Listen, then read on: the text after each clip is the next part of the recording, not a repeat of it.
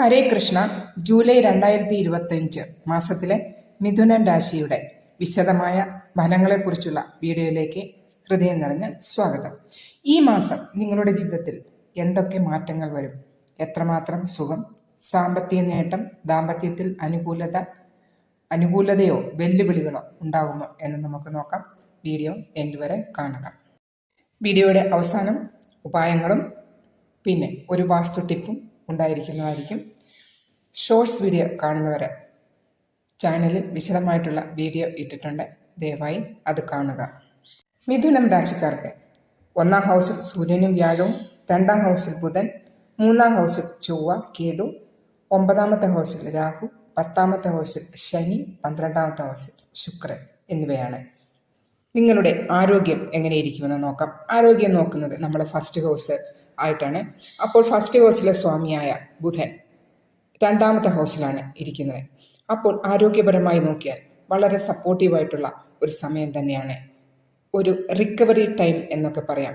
എല്ലാ ആരോഗ്യ പ്രശ്നങ്ങളിൽ നിന്നും ഒരു ആശ്വാസമാണ് ജൂലൈയിൽ നിങ്ങൾക്ക് കിട്ടാൻ പോകുക. എഡ്യൂക്കേഷൻ നോക്കുന്നത് 5th ഹൗസാണ്.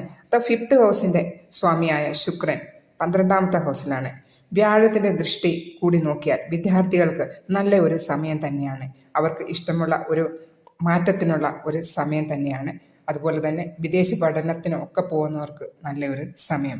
അതുപോലെ തന്നെ വീട്ടിൽ നിന്നും മാറി നിന്ന് ഹോസ്റ്റലിലൊക്കെ നിന്ന് പഠിക്കുന്നവർക്കും ഉള്ള നല്ലൊരു സമയം തന്നെയാണ്. നിങ്ങളുടെ ഗ്രഹങ്ങളുടെ പ്ലേസ്മെൻറ്റ് ലാഭഭാവത്ത് തന്നെയാണ്.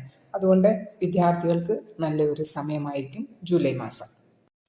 പഠിക്കുന്ന കുട്ടികൾക്ക് ബുദ്ധിശക്തിയും പഠനത്തിലുള്ള ഉത്സാഹവും വർദ്ധിക്കുന്നതിന് ഈ മാസം സഹായിക്കുന്നു.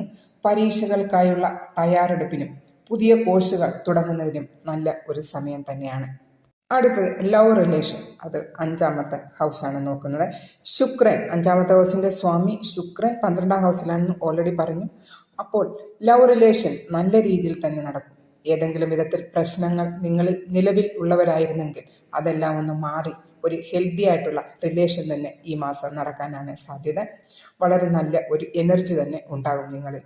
അതുപോലെ തന്നെ ഇതുവരെ നിങ്ങൾക്ക് സ്നേഹബന്ധങ്ങൾ ഒന്നും ഇല്ലായിരുന്നെങ്കിൽ അത് തുടങ്ങുന്നതിനും ഉള്ള ഒരു നല്ല സമയമാണ് ജൂലൈ മാസം.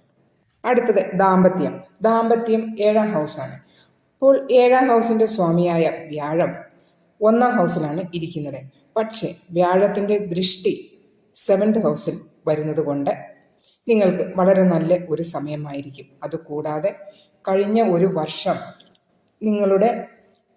നിങ്ങളുടെ മാരീഡ് ലൈഫിൽ എന്തെങ്കിലും പ്രോബ്ലം ഉണ്ടായിരുന്നവർ